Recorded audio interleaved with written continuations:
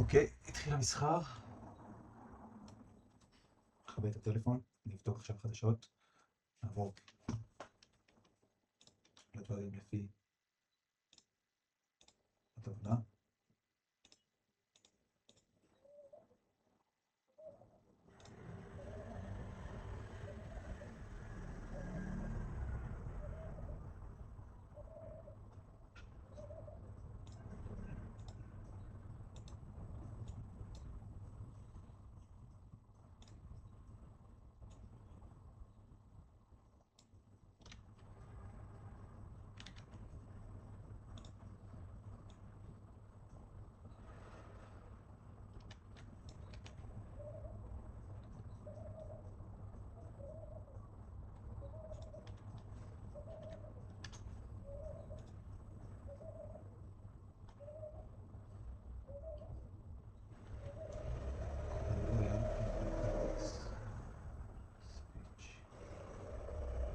מספיק. 57 דקות.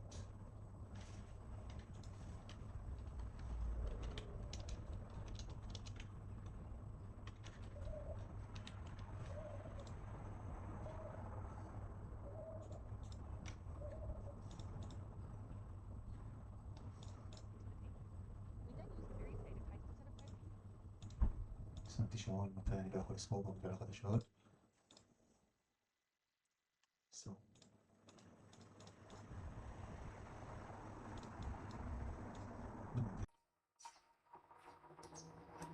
אני מצלם את זה על מנת לוודאות מול עצמי שגם אם אני מפסיד את זה, זה לא הייתה עסקת הימורים או משהו כזה. הפוזיציה כן יותר מדי גדולה כי עשיתי טעות, אבל וקניתי במקום למכור בטעות 3, אבל אני פה על מנת לסיים איזשהו סאגה עם המבחנים הלא פתורים האלו. בנוסף לקחתי פה סטאפ, לקחתי אותו טיפה מוקדם מדי, אבל הנה ה-S&P ולקחתי מדד החדש, זה ה-FG.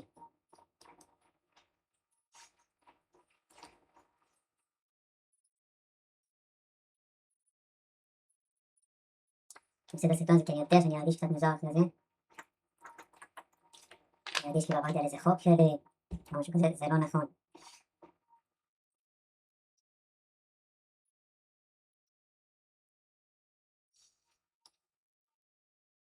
יש לי פה פקודות של לסגור 3 פוזיציות, 3 חוזים, בגלל שהדבר הזה גדול מדי, אני לא רוצה סיכון כזה גדול בעסקה שלי, זה באמת קרה בטעות. והמטרה שלי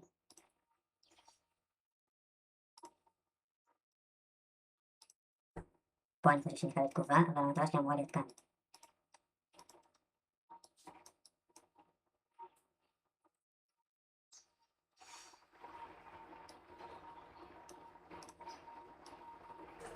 ברגע שהוא יגיע לפה אני אעשה דבר כזה ואני אחליף את הפקודות.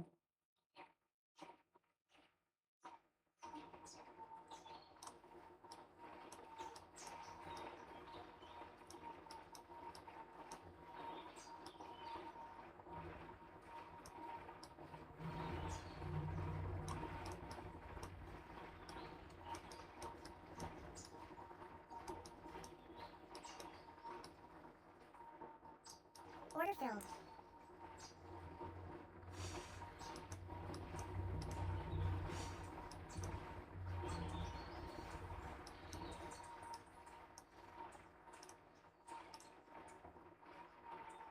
מגיעים עכשיו לחציון התנועה. אני רוצה לקנות אפילו בחוזה עכשיו.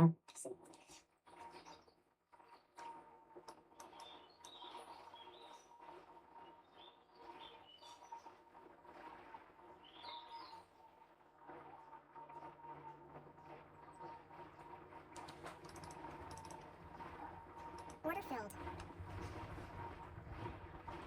מוריד סיכון לקראת ההגעה ל$1,500, כי אסור לי לעבור את זה.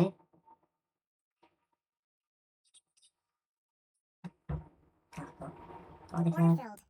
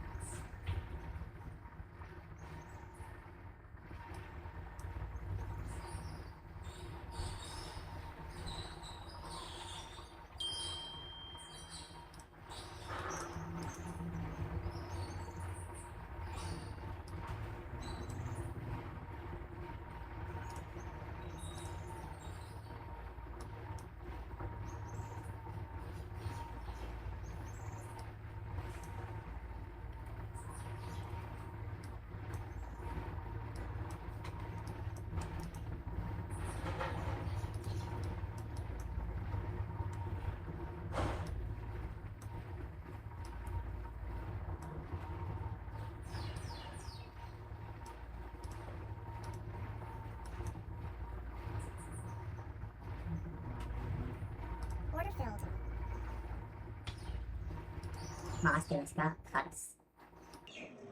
הייתה הפסקת חשמל אז לא יכולתי לסחור עד עכשיו. משהו יפה שראיתי עכשיו, שהתעלמתי ממנו, זה ה-CSS השעתי הזה,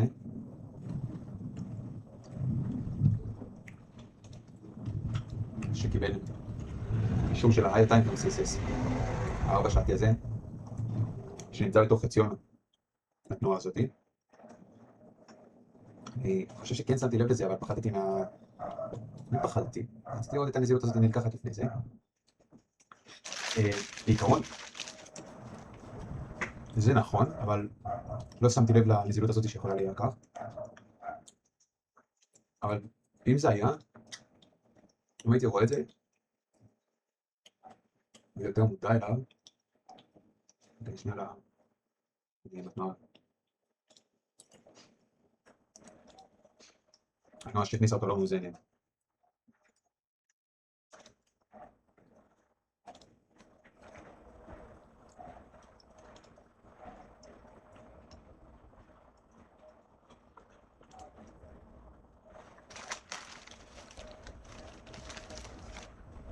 יש הייתה CSS.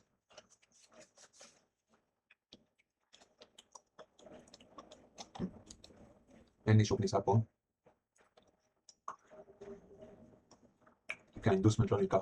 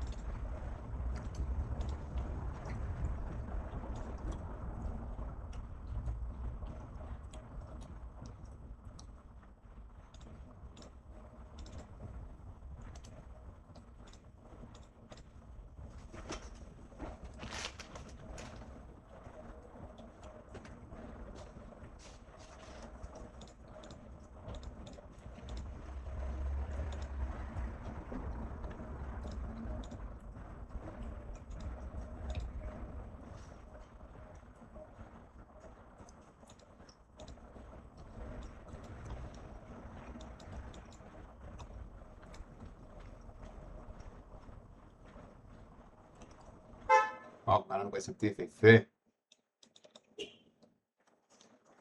מדהים.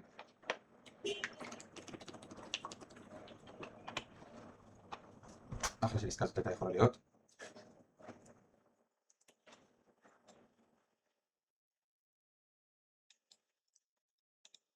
אני חושב שאולי אני צריך להתחיל לסחור עם גרף כזה, כל הזמן, ככה, ככה, ככה, ככה.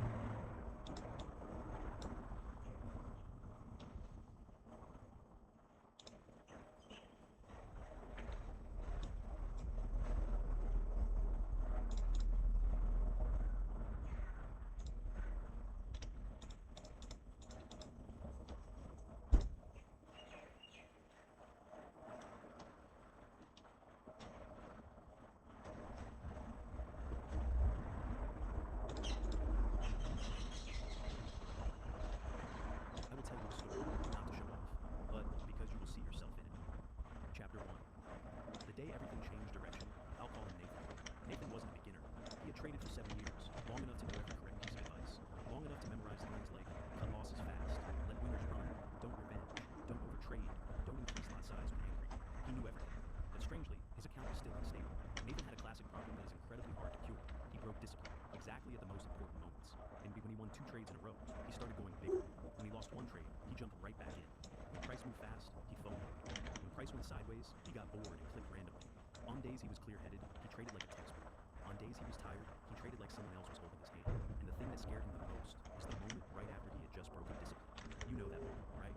You look at the trade history, you look at the stupid entry, you look at the stop that got dragged, you look at the lot size that just doubled, and you think, I don't understand why I did that. Nathan was the same. One night, he sat alone. The chart was still open. The market was still open. But he wasn't looking at the chart anymore. He was looking at himself. He remembered, in from year 2 to year 7, how many times had he started over? Monday, disciplined. Tuesday, disciplined. Wednesday, break. Thursday, recover. Friday, emotional burnout. Weekend, regret. Then, another new Monday. Restart again. He used willpower like a whip, whipping his own back, forcing himself to be strong, to be tough, to be perfect. But the more he whipped, the more tired he became. The more tired, the more he broke. The more he broke, the more he hated himself. And that loop kept running. The peak was a highly volatile bull session. Price moved like crazy. In just a few minutes, it swept both sides. Nathan entered a trade. He got stopped out. He said, it's okay, according to plan. But price kept running. He watched it run. And the feeling of being left behind stabbed his chest like a needle. He entered again. Bigger lot size. And stopped again. At this point, it was no longer trading. It was an argument with the market. He dragged the stop. He moved the stop. He removed the stop. He stared at candles. He stared at P&L. He couldn't hear anything except his heart. When the session ended, he didn't lose because of the market.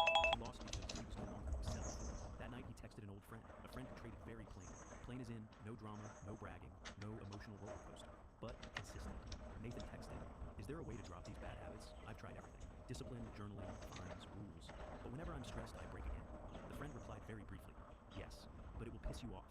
Because it's so small, you'll think it's useless. Nathan read it and snorted. So small, it's useless. And in Nathan's head at that moment, there was only one thing. He needed a transformation, a reset, a strong system. But his friend said, no. Changing bad habits in trading doesn't need to be strong. It needs to be correct. And that was the first time Nathan heard about Kaizen in trading. But how does Kaizen in trading begin? Not with from tomorrow. Every trade risks only 1%. Because that sounds good, but it's too big. Not with from tomorrow. No more revenge trade. Because that is a vow. And vows die very fast when you are tired. Kaizen begins with something so small, you'll laugh. Chapter 2. The first Kaizen step, so small it's funny, Nathan's friend met him at a cafe. Not to teach strategy, not to look at charts, just to ask one question. When do you break discipline the most? Exactly. Nathan answered immediately. After I lose. Or when price runs fast. Or when I'm tired. But mostly after I lose. His friend nodded. Then I don't need to fix your whole personality.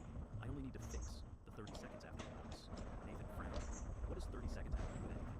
His friend looked straight into Nathan's eyes. Because a bad habit doesn't appear in a day.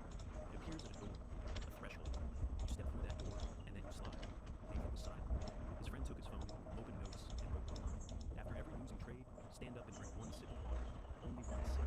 Nathan burst out laughing. Lose a trade and drink water. Sounds like some nonsense health tip. His friend didn't laugh. I know you'll laugh. Because your brain is addicted to big solutions. It wants a life-changing punch.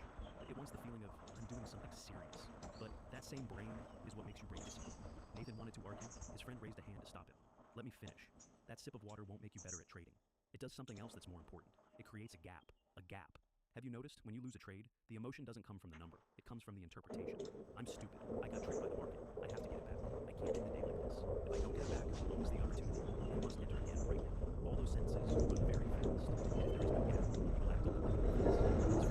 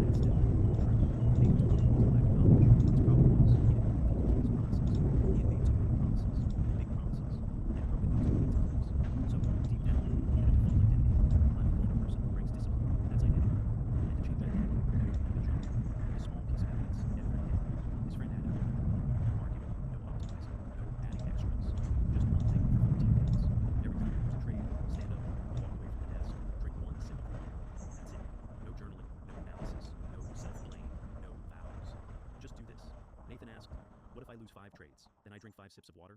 Yes. You will have a new habit, instead of the old habit of losing and instantly clicking again. Nathan went home, he thought it was silly. But he also felt it was easy. And this is the key. Kaizen doesn't choose the best thing. Kaizen chooses the most sustainable thing. Because what you can sustain becomes identity. Day 1. Nathan tried, he lost a small trade. The familiar feeling rushed in, enter again. He almost clicked, but then he remembered. 1 sip of water. He stood up, went to the kitchen, took 1 sip. And in that moment, something strange happened. Not that he stopped being angry, not that he became a monk, but he had interrupted the circuit. Like someone about to light another cigarette, but suddenly has to go wash their hands. Just 1 different action inserted, and the brain loses momentum. Nathan returned to the desk. The chart was still there. His click now became a little weaker. Just a little. And Kaizen doesn't need more than that. Day 2, he lost another trade. He stood up and drank water again. Day 3, he started to feel truly uncomfortable. Not uncomfortable because of the loss, but uncomfortable because he was being stopped. That urge to click now felt like an itch, and the new habit forced him to endure the itch for 10 more seconds. A normal person would say, forget it, this trick doesn't work. But his friend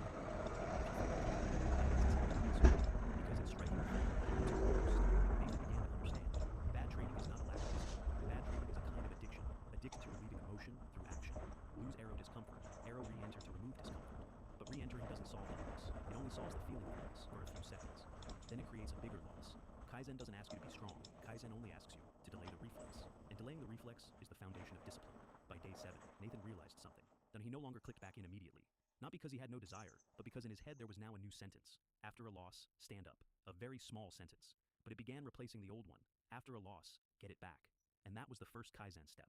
But the story didn't end there, because after 14 days, Nathan's friend said, now you have evidence that you can keep a promise. And now, we add the second step. What is the second step? It relates to Harahachi Bu, eat 80%, stop before you're too full. But in trading, what does eat 80% mean? It's not about food. It is stopping before you are too full of emotion. Chapter 3. When Japanese philosophy enters trading. After 14 days, Nathan met his friend again.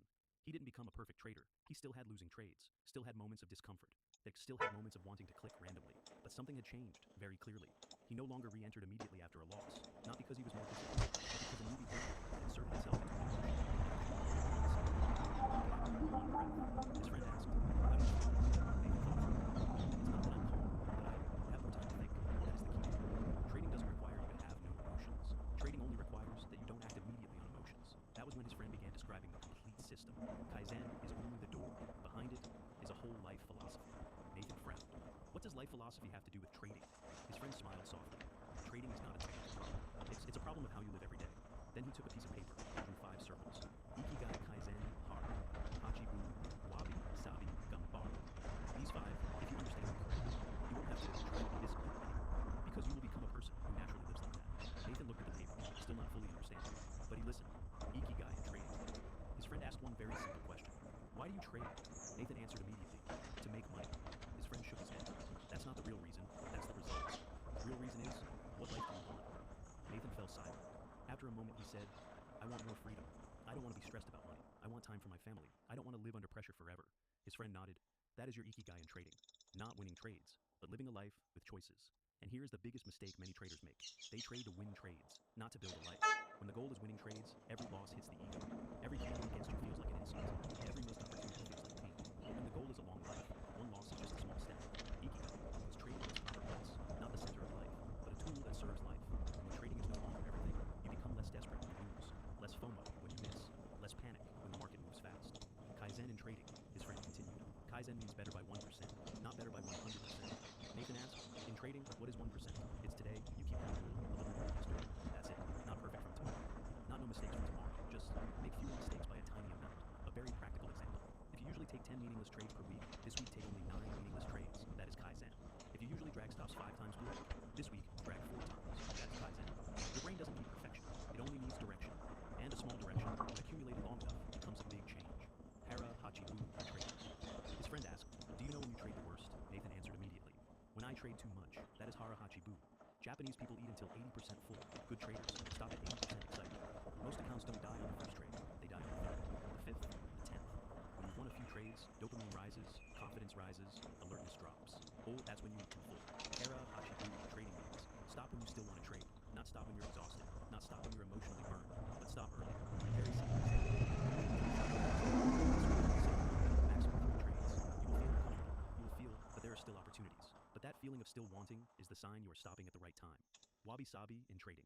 His friend looked at Nathan and said gently, "You will still break discipline." Nathan sighed. "Yeah, probably, not probably, definitely. Trading is not a perfect journey, it's a journey of stumbles." Wabi-sabi teaches a very important thing. Imperfection is part of the process. The biggest mistake of a trader is not breaking discipline. The biggest mistake is breaking once and quitting entirely. One bad trading day doesn't destroy progress, but 1 month of quitting does. Wabi-sabi gives you permission to make mistakes, but it doesn't give you permission to quit. Gambaru in trading. His friend said, "Gambaru is not trying like crazy. It is continuing even when you don't want to. The days you're tired, the days the market is slow, the days you have no motivation, you don't need to do a lot. You only need to do the minimum so you don't lose momentum. Open the chart, write a few lines in a journal, keep one small rule, that's it. Gambaru is not exploding. Gambaru is not disappearing." Nathan sat quietly for a long time. He realized for years he tried to change through willpower, but willpower is like a match. It burns bright, then goes out. A system is like an oil lamp, not dazzling, but it burns a long time. His friend said one last sentence before they stood up. "You don't need to become a disciplined trader. You only need to become a person who does small things every day." And that was when Nathan began to truly change, not with one big decision, but with small changes, repeated long enough until they became who he was. But there is still a very important part that most traders don't understand. Why does our brain resist big change, but accept small change? Why is Kaizen not just philosophy, but also proven by neuroscience? And most importantly, how do you apply Kaizen in a 14-day process to begin removing one bad trading habit, starting this week? Chapter 4. Why big change always fails, and small change wins. There is something very few traders realize. Their problem isn't willpower, it's biology. If the human brain is designed to survive, not to optimize, not to be disciplined, not to become a good trader, but to avoid danger. And to the brain, any big change feels like danger. Try to remember. How many times have you said, "From tomorrow, I will follow the plan perfectly. From tomorrow, every trade is only 1%. From tomorrow, no more revenge. From tomorrow, I will only trade one time window." Those sentences sound correct, but they are too big. The brain hears one thing, change my entire way of living, and it turns on resistance mode. You will see many familiar signs. You procrastinate, you forget, you feel tired, you feel randomly irritated. You convince yourself to break the rule. Not because you are weak, but because the nervous system is protecting familiarity. Familiarity always feels safe to the brain, and even if it is making you poorer. That is why Kaizen is powerful. Because Kaizen is so small, the brain doesn't see it as danger. One sip of water isn't worth resisting. Standing up for 10 seconds isn't worth rebelling against. Reducing one trade isn't worth a riot. But those small things, when repeated, start rewriting the pathways in the brain. Imagine it like this. A bad habit is like a dirt road walked thousands of times. Very easy to walk, very familiar. A new habit, at first, is like walking through tall grass. Hard, slow, awkward, but each time you walk through, the grass gets pressed down a little. After 30 times, a trail appears. After 100 times, it becomes a new road. And the strange part is, the brain begins to like the new road, because it becomes familiar. That is how identity changes, not with promises, but with repetition. Nathan began to understand this when he tried a small experiment. For the next 14 days, he didn't try to become a disciplined trader. He only did 3 small things. After every losing trade, 1 sip of water. Each day, a maximum of 3 trades. After shutting down, write only 1 line in the journal. Only 1 line. Not long analysis, not deep philosophy. Just 1 sentence. What did I keep today? At first it was too simple. He felt it was meaningless, but by day 6, something strange happened. He started to look forward to writing that sentence, because for the first time, he could see progress, even if tiny. Day 1. Today I didn't revenge after the first loss. Day 3. Today I stopped at exactly 3 trades. Day 7. Today I didn't drag the stop. Small wins create clean dopamine. Not dopamine from a big win, but dopamine from progress. And dopamine from progress lasts longer than dopamine from luck. That was when Nathan understood what makes traders addicted to the market is not money, it's dopamine. Price moves to dopamine. Entering trades to dopamine. Getting it back to dopamine. But Kaizen creates a different source of dopamine. Dopamine of control. And when you start getting addicted to the feeling of control, you become less addicted to the feeling of stimulation. That is the real turning point. The 14-day system to break one bad habit in trading. If you want to apply Kaizen, don't make it complicated. Just remember 3 principles. 1. Choose only 1 habit, not 3, not 5, only 1. 2. Make it so small you cannot fail. 3. Repeat it for 14 days. No optimizing, no upgrading. Example. If you often enter randomly, a Kaizen rule is not for tomorrow, only trade A plus setups. A Kaizen rule is, before every entry, count slowly from 1 to 5. That's it. If you often revenge, the Kaizen rule is, after a losing trade, stand up from the chair. That's it. If you often drag stops, the Kaizen rule is, after placing the stop, take a screenshot. That's it. These small things create friction, and small friction is enough to break a reflex. Nathan realized something very deep when he looked back at 7 years of trading. He had never lacked knowledge, he only lacked a gap between emotion and action, and Kaizen creates that gap. But there is still something even more important, something very few people talk about. Change doesn't fail because the method is wrong. It fails because humans hate the feeling of slow progress. We live in a world that loves fast, loves explosions, loves transformations, loves stories like 30 days to change your life. But trading doesn't work at speed. Trading is the survival, and survival is always slow.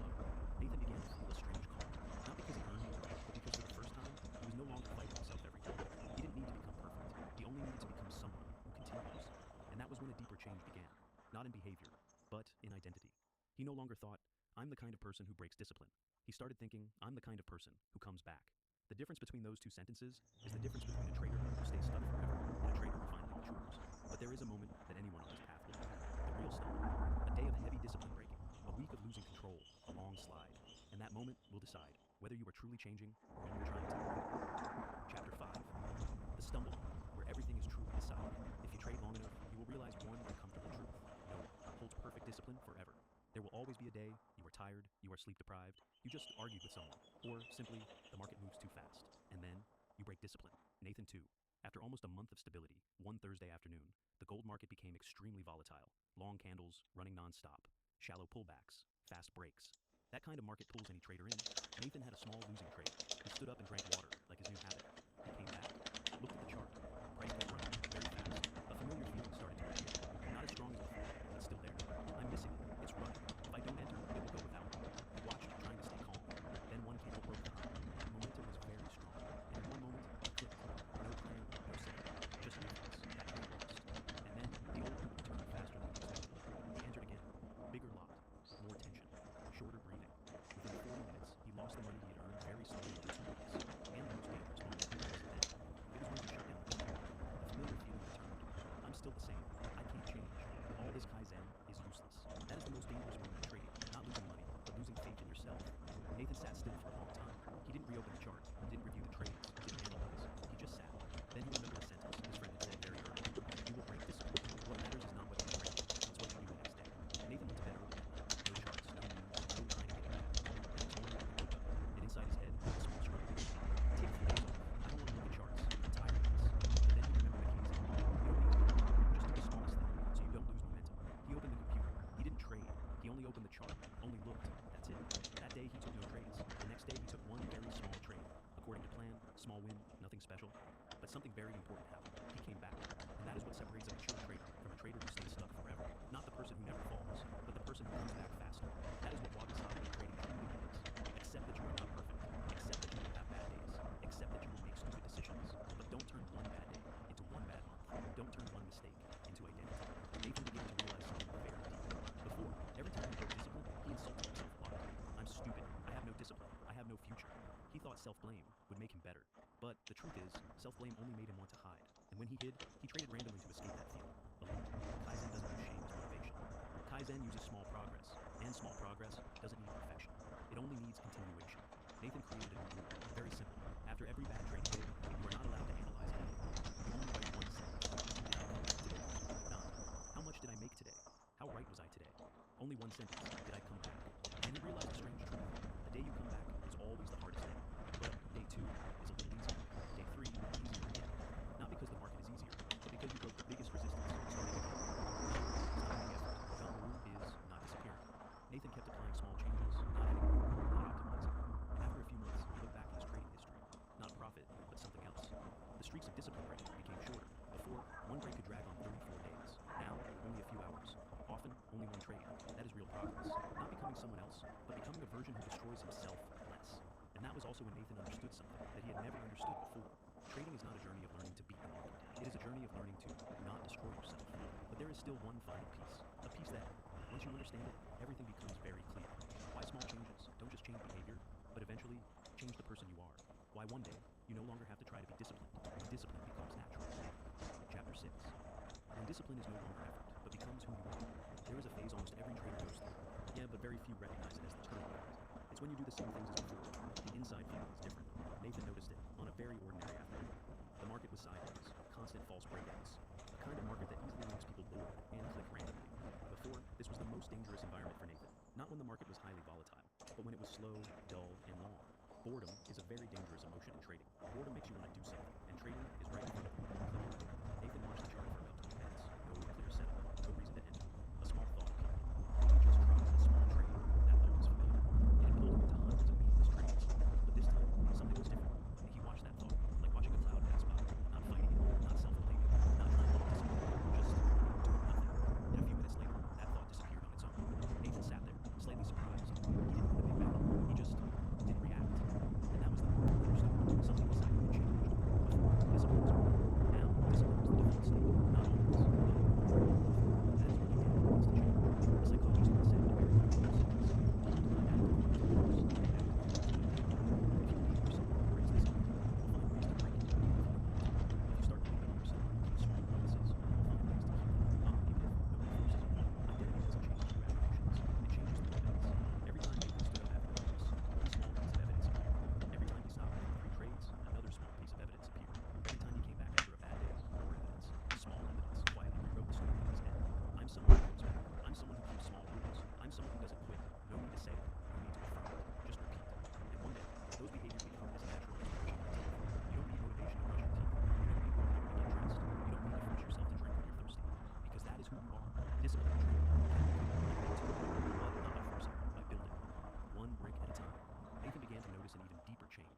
no longer saw trading as a battle with the market. He saw it as an environment where he trains how to live, patience, composure, not reacting immediately, accepting imperfection, continuing every day.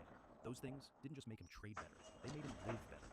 He was less angry in traffic, less reactive when others said unpleasant things, less rushed in big decisions. And that was what he understood. Kaizen is not a trading method, it is a way of living. Trading is simply where you see it most clearly, because the market reflects you very honestly. If you rush, it shows you you're rushing. If you are greedy, it shows you you're greedy. If you lack patience, it shows you your lack of patience. But if you change, the market reflects that too. Not immediately, but over time, very clearly. Nathan didn't become a perfect trader. He still had bad days, still made mistakes, still entered early or exited early sometimes. But one thing was known, long, self-destructive spirals no longer fell into multi-degrees. He stumbled, then came back. And in trading, that is already a huge advantage, because the market doesn't kill you in one trade. It kills you in a chain of losing control. And Kaizen cuts that chain. If you remember only one thing from this entire story, remember this. You don't need to become a good trader immediately. You only need to become a person who destroys himself a little less each day. That's it. No need to be perfect. No need to explode. There's no need to change your whole life in 30 days. Just one small change. Realize the one who changed was not the market. It was you. Chapter 7. The last thing most traders realize, too late. There is a truth most traders only understand after many years. Not after one losing trade, not after 1 week of drawdown, but after looking back and realizing that their account was not destroyed by one big decision. It was destroyed by hundreds of small decisions, repeated every day.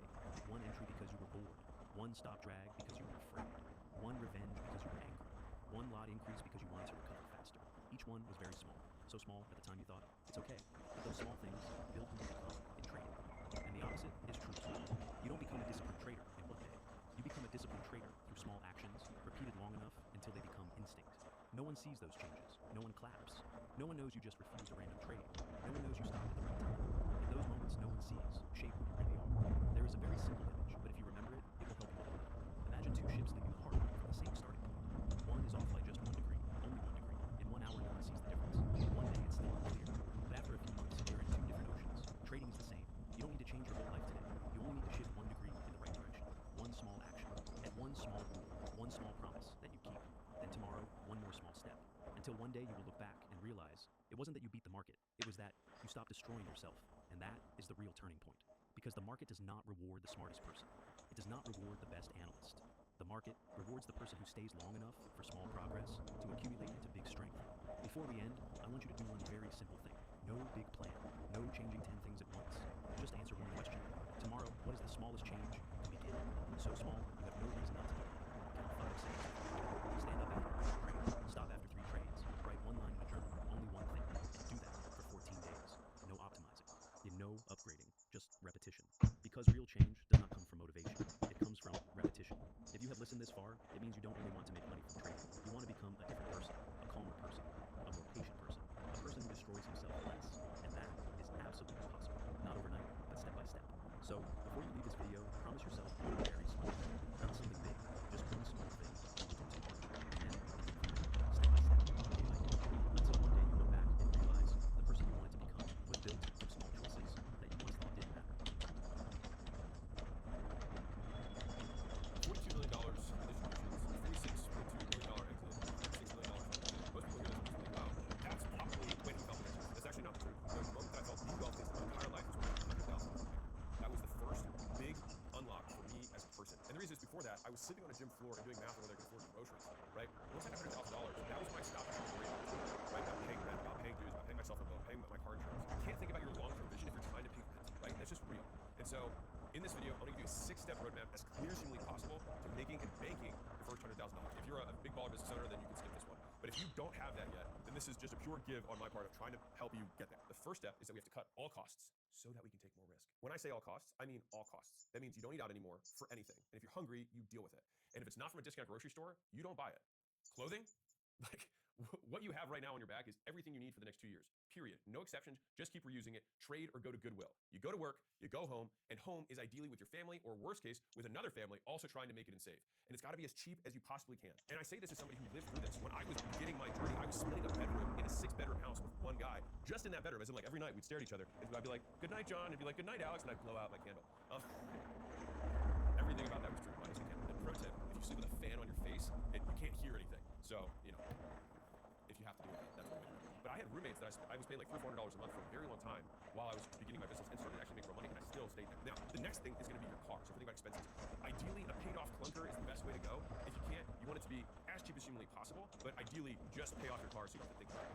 All right, so that comes your food, your car, your shelter, and the reason that this is so important for us to basically stack up this cash flow, because you're working and making money, but right now you're probably spending all of it. So it's like we need to decrease it from your downside so we have this cash flow, this fluff that we can start spending and reinvesting in getting more skills, which I'll talk about in a second. All right, real quick, if you are on this path to your first 100K, I want to make it faster and easier for you. So these books, I had 3.6 million of these books that were donated by other entrepreneurs. These books I'm personally donating. And so if you are on the path, you can get all 3 of these books for the nothing basically, for just covering the shipping. So I think it's 16 or 17 bucks all in for all 3 hardback shipped to you, plus a 30-day trial of schools to actually use the stuff and have the tools to apply it in. All right, so it's like the best thing called the business backpack. It's literally everything you need to get started online. I'm not promising you to be a zillionaire. I'm not promising you to make $100,000. I'm just saying it's a great way to start. It's the best. It's one of the most valuable things I can possibly give you. And again, special thank you to all the entrepreneurs who made all those things.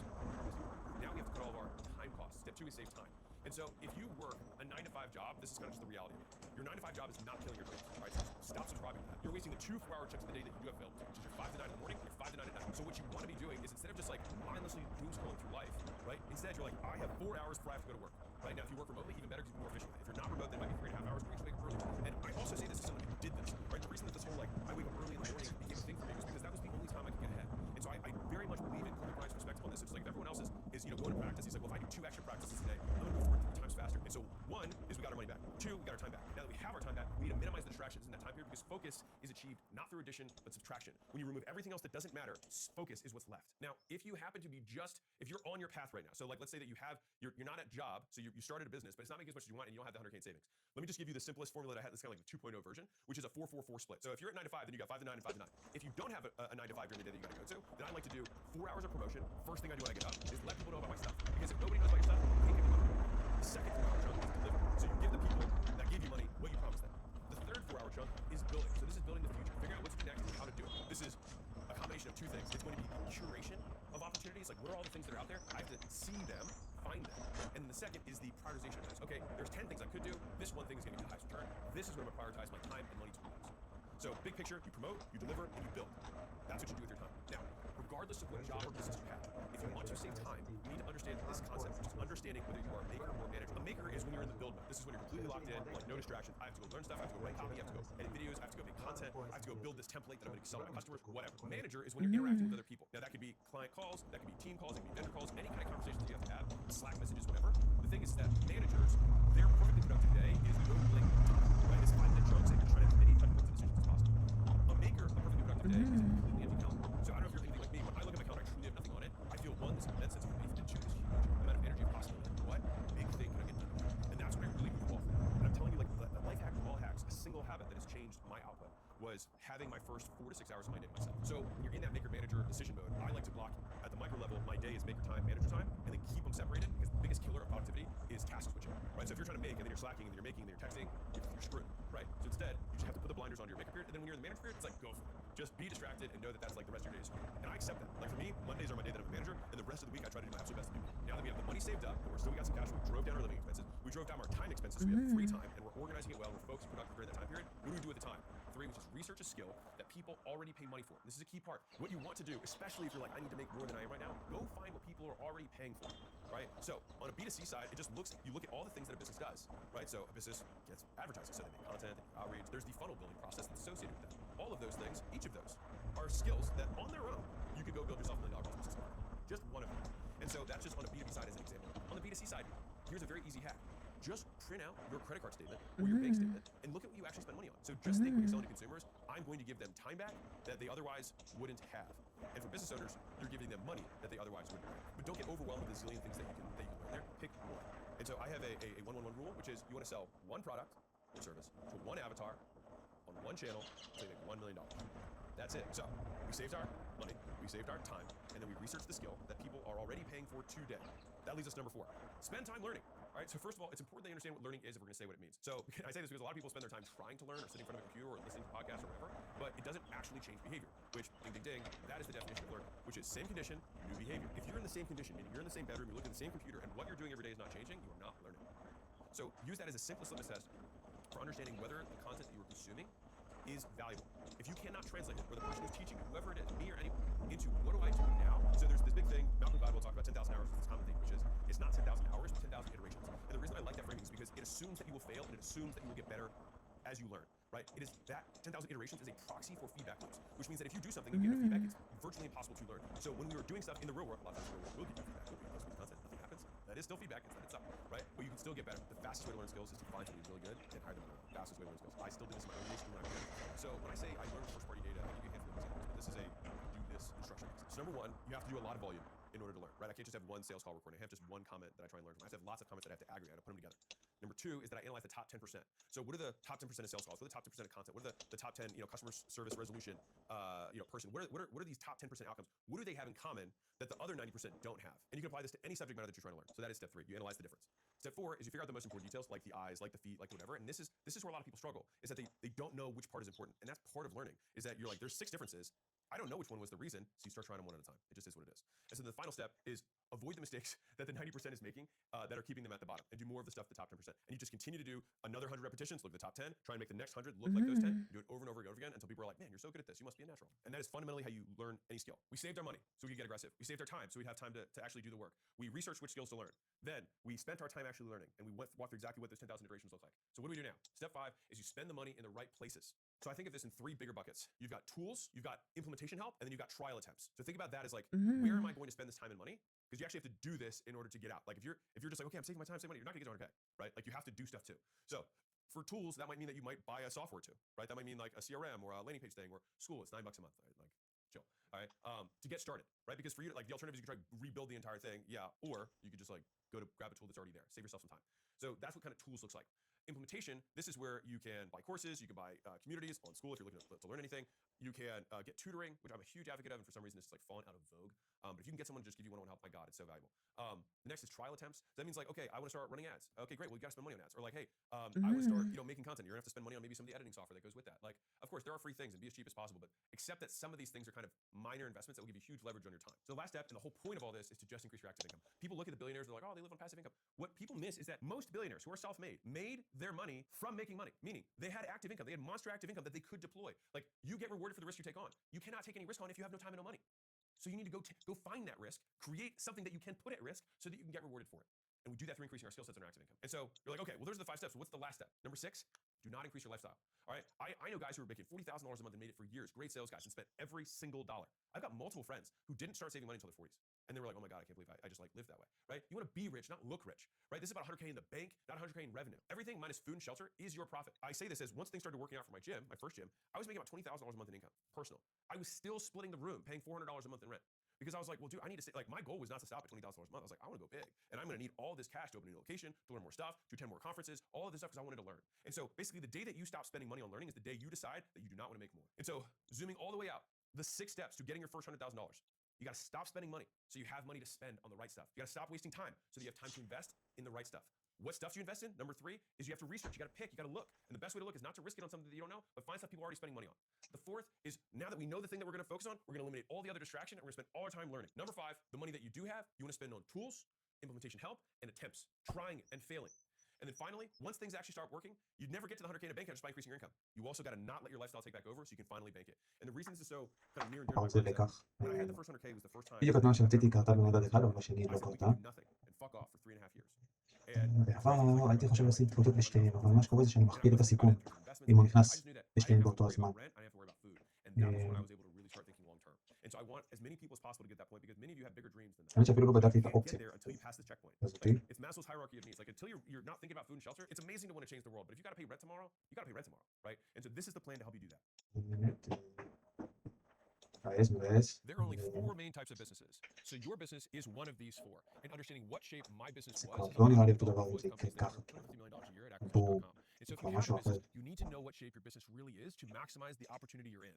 And if you don't have a business, you should know what you're getting into so you can pick the right one for you. So let's get started with the first shape. So what type of business is this business? I'd love it if you could actually think about it right now. Like if there's different types of businesses, what do you think this one really is? All right, now that you've thought about it, this is the shape of an e-commerce business. So in the very beginning, you'll typically have to get some inventory, especially if you want to have a bigger business. No gigantic businesses are drop shipping. So if you want to have a bigger business like a brand, you're going to have to do some sort of inventory. You have to front a little bit of cash, right? But as soon as you start selling, because it doesn't require a lot of operational infrastructure, you can grow really quickly. But then you'll hit these breaking points that stop your growth flat. And so either these will be cash constraints in the business, as in like you don't have money to buy more inventory. It could be It could be traffic constraints, like all of a sudden your ads just stop and then the ads don't perform past a certain point. It could be that you've maxed out your distribution. Let's say if you're a retail distribution, it's like, okay, we got 7,000 more 7-Elevens. It's like, okay. And then we continue to stay at that level until we get CVS's, and then we stay at that next level. And so each of these kind of unlocks typically occur when you have a supply chain unlock or you have distribution that unlocks. So distribution can be literally physical retail distribution, or it can be ad-based and or affiliate based distribution. All these different ways are promoting it so it gets it in more hands. So this is why the shape of this business looks this way. And you also can get stopped by all of a sudden you run out of stuff, right? Your supply chain dries up because your manufacturer can only do 1,000 units a day and you need 10,000 units a day. And so while you find the next manufacturer, you're flat again, right? And this is the nature of the business that you're really in. And if you're curious, what experience do I have with e-commerce? Well, I'll give you two. So first off, Prestige Labs was a physical products business. We sold through distribution base. We also sold through our own stores. So we had both of those angles. I had distributors, obviously our gyms, and then also any consumers could buy directly from the store. So we had ads that were running as well. And so both those elements were e-commerce. In addition to that, the launches that we had for my last book, the Guinness World Record breaking book. This is literally e-commerce. It's a physical product that gets bought through store and shipped in, like very straightforward. And so the reason that this video is so important before I dive into all the other four is that most people think that there is something inherently wrong with their business when it is in reality a feature of this business, not a bug. And so the more you can zero in on, okay, if these are the big hairy problems that exist within the shape of my business, how do I put disproportionate effort on solving these key foundational issues or problems to this model that will allow me to outcompete all the other people in my space that don't know this? And I'm telling you, like, this is the sauce. And also sometimes you'll have to switch 3PLs as you scale too. So even if you have the inventory, somebody might not be able to ship out 10,000 orders a day. Like when we did the book launch, for me, I had to find 3PLs who could ship out millions in 72 hours. That's absolutely absurd, which is why we had to have multiple across different states in order to make sure that every single person got the book within days, not weeks or even months. I talked a little bit about the cons, but let's talk about the pros of this. So e-commerce, it can scale relatively fast compared to some of the other business models. And the reason for that is once you have the stuff, I mean, it's really just like how fast can you hand it to somebody in exchange for money. And if you have, a Shopify store or a WooCommerce store, any kind of online store, like they can just click and buy, and then you have somebody else who's shipping it straight to them. As long as they can ship it and they can buy it, you can sell a lot of them. The issue is when you run out of stuff, the guys can't produce it, you can't get raw materials, they can't ship enough of them. These become the constraints. But fundamentally, if you're operating within all of those, is that they can ship more than you have, you've got enough inventory. As long as people keep buying, the number just goes straight up. And so what's interesting about this particular business is that it also typically isn't going to be nearly as kind of key man risk from the founder. Of course, there can always be key man risk for key skills, but if you have a product that people love and people keep going to your store and buying it, it's a very sellable business. Okay, and so that's maybe the upside. Let's talk about the dirty. So what sucks about having e-commerce? One of the first things that sucks about this business is that in general, most people who own e-commerce stores, they can do significantly more revenue than some of the other business models really quickly. It's one of the fastest ones you can grow revenue. And it's also because people are willing to spend more money for stuff than they are for the other three categories. Because there's inherent value, because everyone knows there's an inherent cost to creating it and sending it. So people are just more willing to spend money on it because it's tangible. There's the reason if you look at like gross sales, what are some of the top companies in the world? Walmart, huge amount of sales. Amazon, huge amount of sales. It's stuff, right? And people love stuff. And as somebody who came to selling physical products much later in my career, I was amazed at how easy they were to sell compared to some of the other things. Which then brings the next question, which is like, okay, well, sometimes they're easier to sell. People are easy to take their wallet out. But what makes it harder? So this is very capital intensive. Because people know shit costs money, you also have to have the money to buy the shit. And so it is capital intensive in that this thing might make profit on paper, but as soon as you make some profit, what are you going to do with that money? You got to go buy more inventory. And so unless you have a flat e-commerce business, if you want to grow, the extra growth requires the profit from the earlier part of your growth path to fund the next level of inventory so you can sell through more in a shorter period of time. And so you can be very asset rich in this business. You can have lots of inventory. You can have maybe a lot of enterprise value, but it's very common that entrepreneurs will get, I'm saying unbelievable numbers. They'll go to hundreds of millions a year and pretty much only live on their salaries, which there's nothing wrong with that. It's just different than some of the other models that are out there. In terms of the things that also is about this is that you have to rely very heavily on your partners. And so it's very rare for an e-commerce business to be vertically integrated. It sometimes happens, but it's super, super uncommon. That means that are you the one who's manufacturing the stuff? Are you the one who's actually pick, pack, shipping all the things both locally and internationally? Are you sourcing raw materials, or do you have a raw material mine that you're collecting milk from cows and turning that into whey protein? Probably not. And so you have core dependencies on other businesses, and if those businesses fail, you fail. Like very real. And so having many redundancies within each element of the business. Okay, how do we get raw materials? What about manufacturing? What about logistics in terms of pick, pack, ship? And then on the capital side, it's like, do we have lending partners? Because we might run out of capital if we're scaling really quickly, because there can literally nothing wrong with your business. But think about this. If you have 10 units of something and you make $10 of profit on each unit and you sell all of them in a day, and the next day 10 more people want to buy, there's nothing you can do. And so that might mean that you might have 300 units worth of demand and you only have 10 units worth of profit. What do you have to do next month? You can only buy 10 more, right? And so your growth rate will be dictated by the amount of free cash flow that the business kicks off, and then that will be the growth rate that you'll be able to sustain, or only growth rate that you'll be able to have in the business, and you'll be constrained by that capital. There are lending partners because this is clearly a capital constrained business if you're growing quickly. But those are some of the negatives or some of the downsides. Now, if you own one of these businesses, what's the big hairy problem? What's the big problem that you have to solve?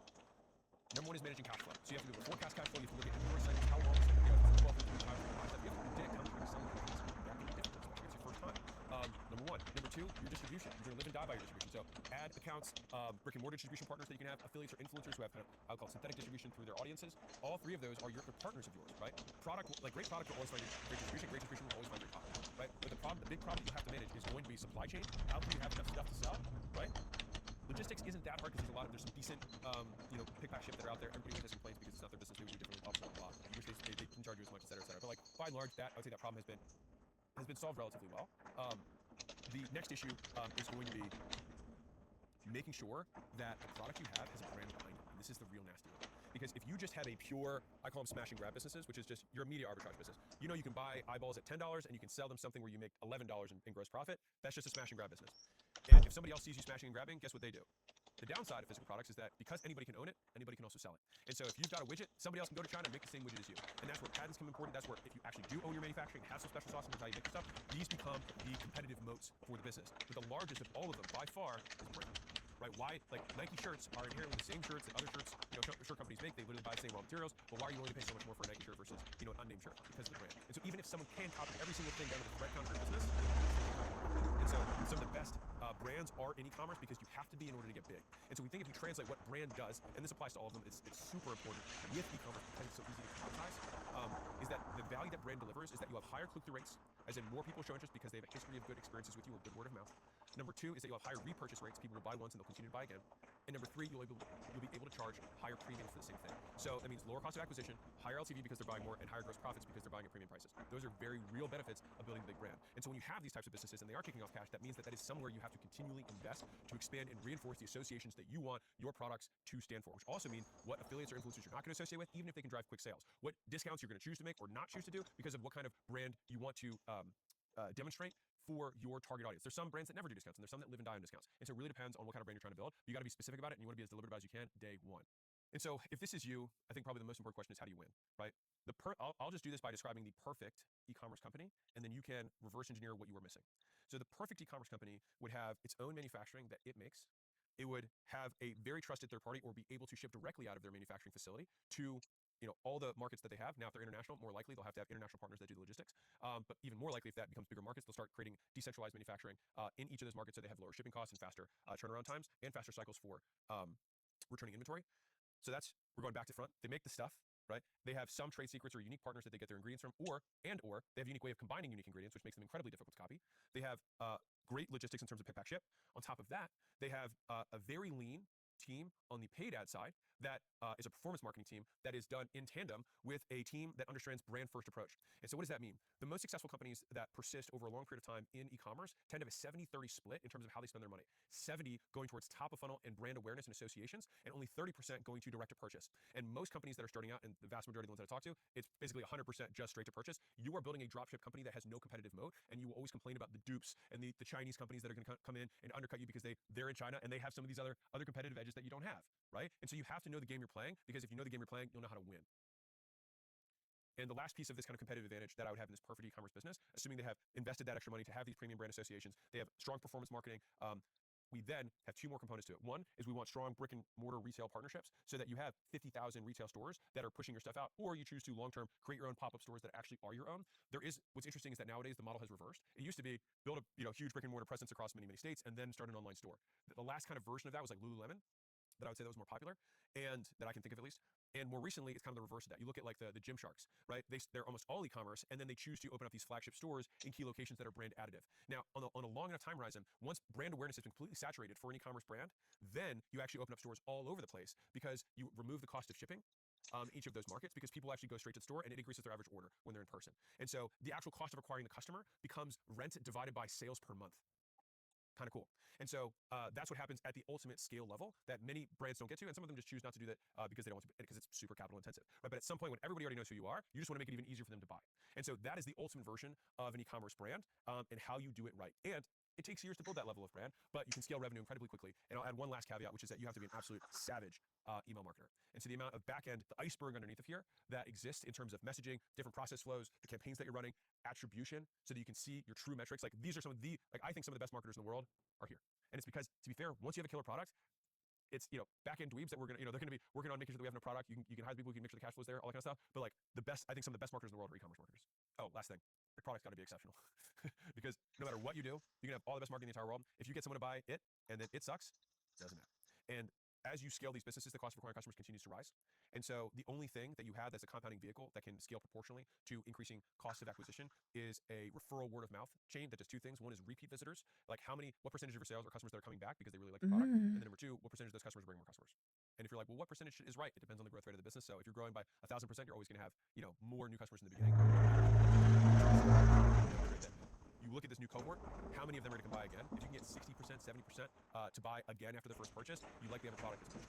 Real quick, I have a gift for you. This is the $100 million scaling roadmap. It's something that my team and I put 200 plus hours into building and breaking the stages of scaling into 10 steps. All right, and so what we did is we broke down everything that got us stuck and what we did to break free at each level of the business. And if you'd like to know what product, marketing, sales, customer service, IT, recruiting, human resources, and finance look like at the stage that you're currently at, this is a free gift. So all you have to do is go to acquisition.com/roadmap. You can plug in your business information. And if you want our help, you want my help to help you break through whatever level of scaling you're at, this is not a promise. I'm just saying I'd love to help.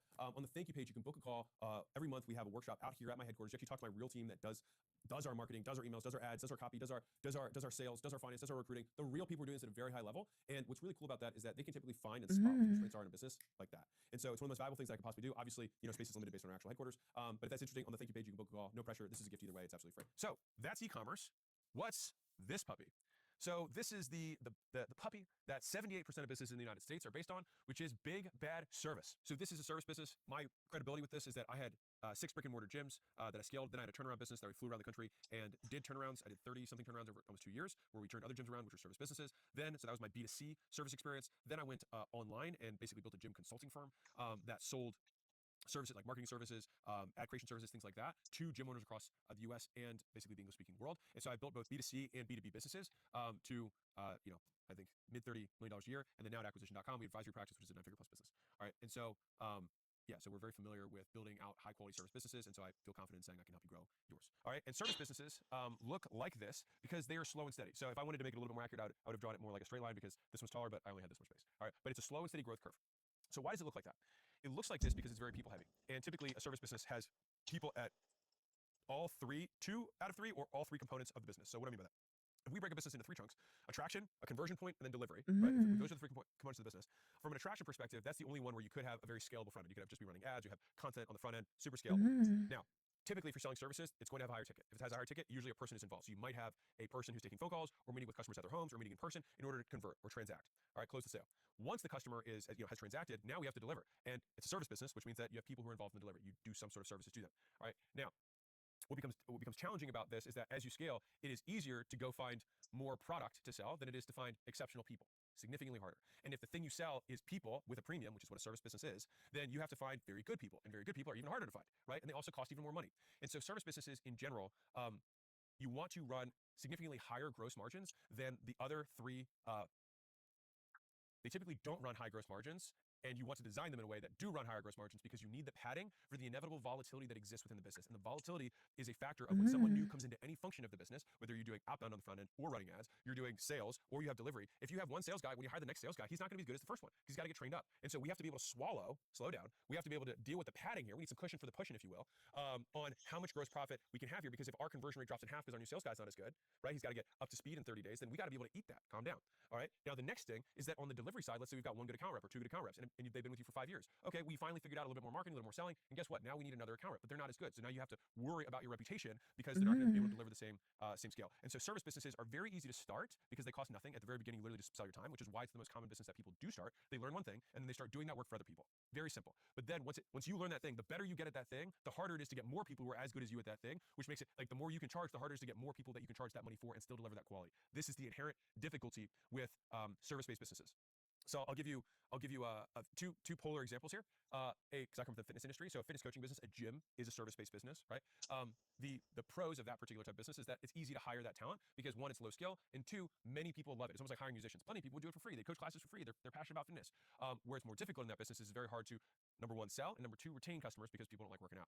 Now, on the flip side, I would say many or the vast majority of businesses are actually not like the fitness coaching business. The vast majority of service businesses are people doing work that other people don't want to do.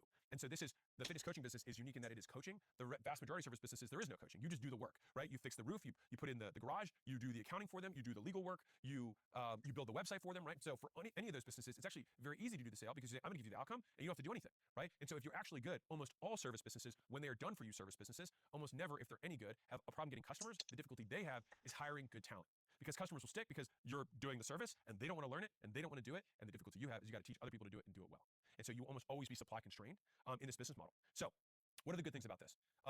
Service businesses are the least risky business because you can always keep a service business profitable. So what I mean by that? So outside of rent, which should be a lower cost relative to, whatever your business is, almost always for service, with the exception of maybe like a gym or like a med spa or something like that, where you have like some capital intensive stuff. But that's less of a service business, more medical. I won't get into it. But for the vast majority, the true humans are the labor, right? If revenue goes down, you can always cut headcount. I'm not saying it's pretty, but you can always stay profitable and you can always cut all the way back down to just you doing work for money, right? And so you can always make sure, as long as you are priced appropriately, that you can make money in a service business. Now, if you do a decent job for people, they will tend to stick around. And so it can be very stable. It's very predictable. The difficulty is like, how do you triple a service business year over year over year? Incredibly hard to do, especially as you get bigger and bigger. Now, some of the other benefits of service businesses is they do have the potential for high margins. It's rarer, but the way that I'll tell you in a second how you can create high margins in a service business. But they do have the potential for high margins, but almost always they have high cash flow because there's not a tremendous amount of capital intensive reinvestment that must occur in a service business. We don't have to buy inventory. We don't have developers we have to buy. I'm getting a little ahead, right? But basically, you sold work for 100 grand, your cost on that work was 50, and then there's 50 grand left over. And next month, you're gonna sell the same work for 100 grand, and it costs you 50, and there's gonna be another 50 left over, and you can pocket that. And so they tend to be very stable, very high cash flow businesses. And I would say the majority of them, if you do a decent job, have pretty good retention because people don't wanna learn it, and they don't wanna do it. So what sucks about this business? Talent is the bottleneck, right? You finding good people is going to be the difficult part of this business. Whether you're trying to find HVAC technicians, plumbers, electricians, on the home services side, if you're trying to find maids on the low skill side, very difficult. So all the way up, it's always hard because even at the lowest skill, if we use maids as the lowest skill labor for a service business as an example, well then just finding people who speak English, show up on time, are competent, and actually do a good job cleaning, and want to work for the amount of pay that the pricing package that you have allows for some margin is difficult. That's the hard part.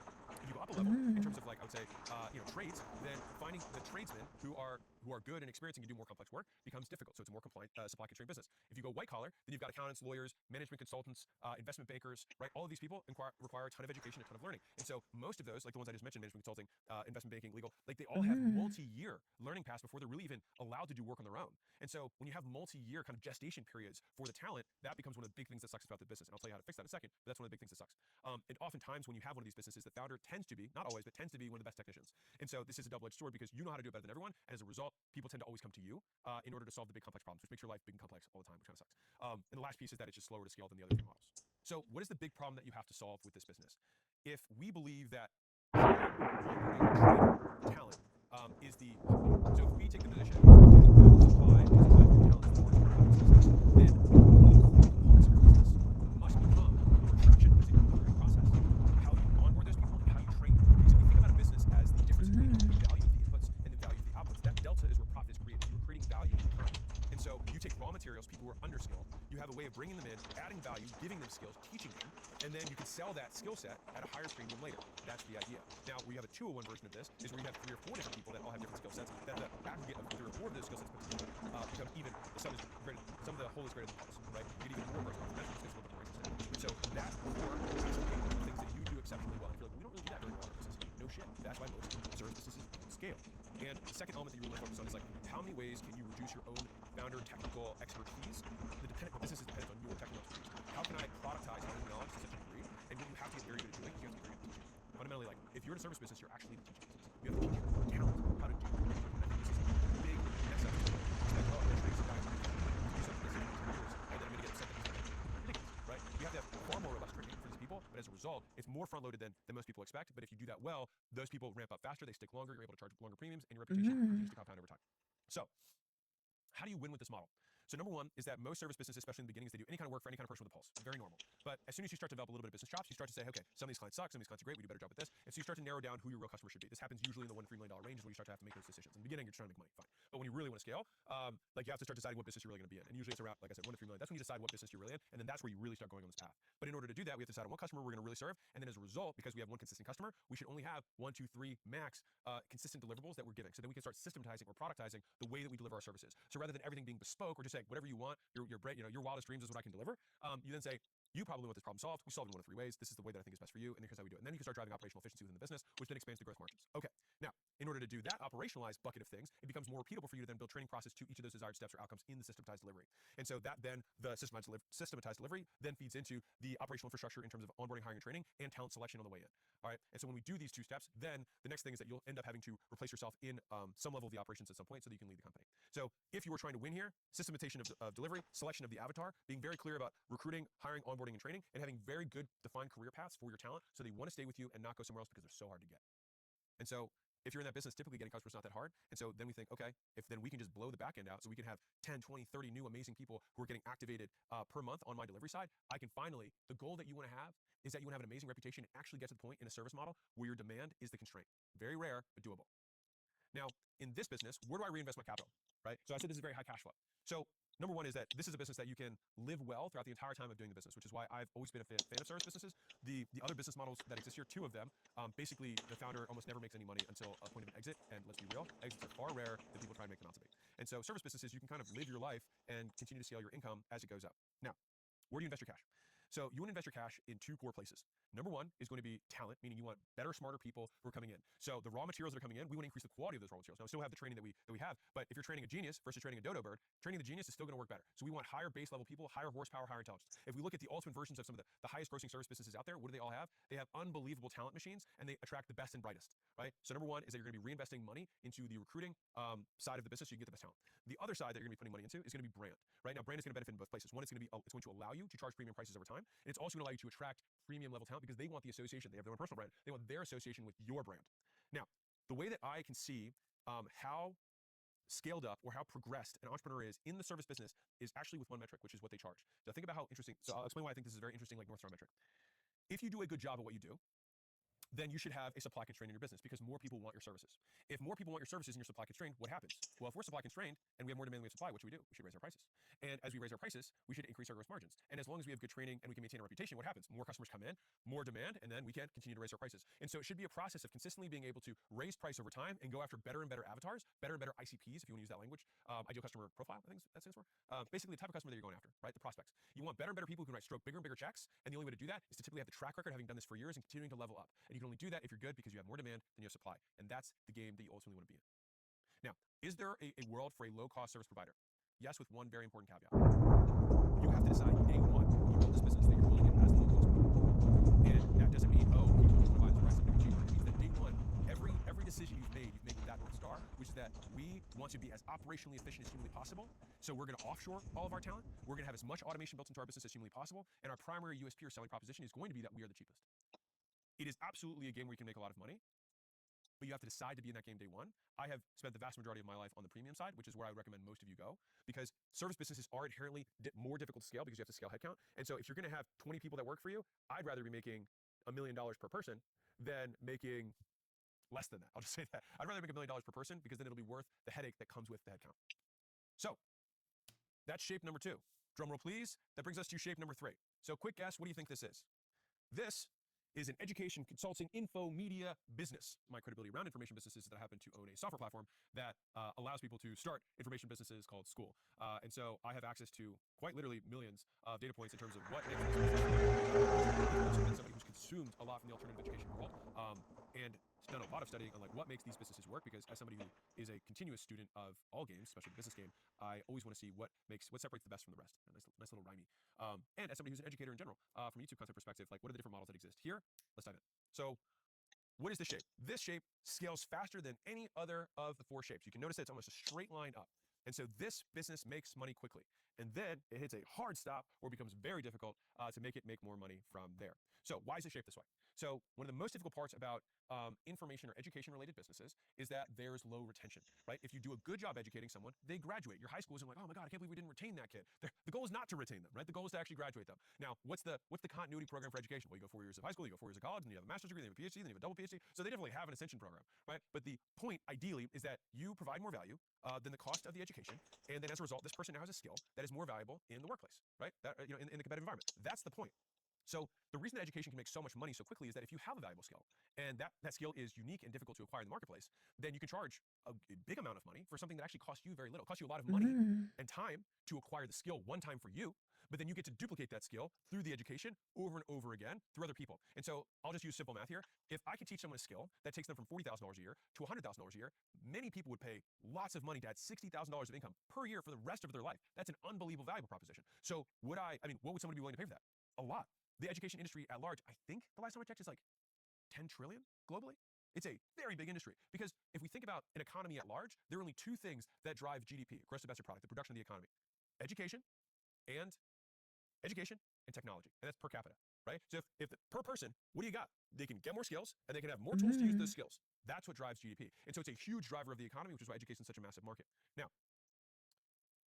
it's shaped this way for most businesses, though, because once someone graduates, they leave, which means that you always have to fill up the business again. And if you're good at something, you usually get this quick shot up because people know you're good at it. So you can quickly charge a lot of money to a handful of people and actually deliver that value because people know you're good at that thing. And then very quickly you make money. But then you're like, oh shoot, I graduated all those people.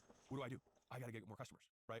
And the other side of this that is kind of bad is that once I teach someone really well how to do that thing, what stops them from selling the exact same thing that I just taught them? Almost nothing. Right? And so these are some of this is why the shape is shaped this way, because more entrants, if you teach more people, starts putting this downward pressure. So you've got downward pressure in that people are exiting, and you've got more competitors that are always entering the market because it's very easy to, one, create competition, number two, start an education business because it costs almost nothing if you have the skill. So what's good about this? Because that sounded a little bit, negative in terms of the shape. You're like, why would I want to stop, here, right? Well, the great thing is that there's fast initial cash. There's very few businesses that can get you out of, poverty as quick as this. I would dare I say there's almost nothing that's as fast as this. And I'll tell you one thing that I've learned about humans over my many years in business is that people love fast. All right. And it's also one of the easier ones. So fast and easy, very compelling value proposition. And I'll give you the third value proposition. It's also cheap. So fast, easy, cheap to start. Wow. Very compelling. Now, when you have something that's fast, easy, and cheap to start, what's the downside of that? Well, lots of competitors. It's also fast, easy, and cheap for them to start. All right. And so what sucks about this? It's difficult to scale typically past $1 to $3 million a year. Now, I think a big part of that, this is pure rule of thumb, anecdotal observation from me. It's hard because most people don't have the promotional skill to get beyond the first $1 to $3 million. And the more talented the individual is, the more difficult it is for them to scale the delivery. So these businesses sometimes start to bleed into service businesses, right? They have some sort of DIY, do-it-yourself, self-led education thing. And then people are like, well, I'd like some teacher, I'd like some help. And so then it starts to get a little bit of crossover into services, and it starts to get some of the negative sides of services, which is, oh, now I got to train all these people to be as good as me at delivering this thing that's taken me 10 years to learn. And so people take one of two paths. They'll either say, well, I'm just learning more and always building with the end in mind of like, you build this thing with skill, the code, the documentation from day one, so that this thing can really rip once we have product market fit and our value coefficient figured out. And then the loops where we get return loops, we get referral loops, we have upgrade loops, all the different loops that have to be built into the user experience. We've removed all the friction from them. And I'll leave you with one final thing from design, which is the way you make an exceptional product is that you cannot actually make something good. What you do is you find a good outcome that everybody wants. That's the easy part. And then you remove all friction between where someone is and them getting that outcome. That is what good software does. And so if you think about all the benefits that come with having a phone and you remove all the friction associated with that, you get an iPhone. That's what Steve Jobs did so brilliantly. He looked at what everyone wants with the phone and said, how can I make it so it's so easy that a child, literally babies, people who don't speak English, can figure out how to use the device and get what they want out of it, and they can do it immediately. That is how good software is built. It's by the removal of friction. If you remove everything that sucks about getting what someone wants, by default, you will have something good. So the reason I wanted to go over these in so much depth is that every business has features and bugs, like I said earlier. And one of the big mistakes that I see businesses do at different levels, and I'm talking not just like $1 million or $10 million, but I see $30 million, $50 million, $100 million businesses come with similar issues, which is their complaint will be a core feature of the business, and they will say there's something wrong with my business because I'm struggling with supply chain issues, I'm struggling with cash flow as we're scaling too quickly, or I'm really supply constrained because it's really hard to find good people, or you know what, getting customers is tough. Like ad spend is going up and it's costing me more to get customers every single year, and ads don't really work like they used to, or it's really expensive to do this company. We're burning a ton of money and we're just hoping we can make it to our next round, but we're not keeping customers as long as we really need to. We're not hitting our revenue retention goals. Every one of these businesses has features, all right? These are the core hairy problems that make these businesses. And so as soon as you can identify, one, there's nothing wrong with your business, this is the core struggle that creates the model that you chose to get into.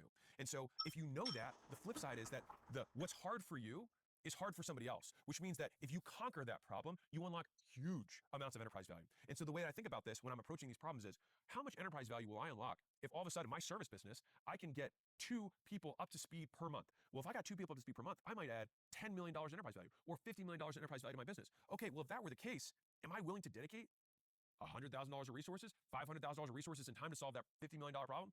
Hell yeah, I am. And so once you can appropriately appreciate the value of the hairy problem that you're trying to solve, you can then put the right resources towards solving it rather than constantly questioning yourself and thinking, oh, there must be something wrong with my business. And I think just having that level of clarity of there's nothing wrong, this is the problem that I get to solve. This is what the marketplace will literally pay me gobs of money to just figure out. And so by then saying, okay, this is my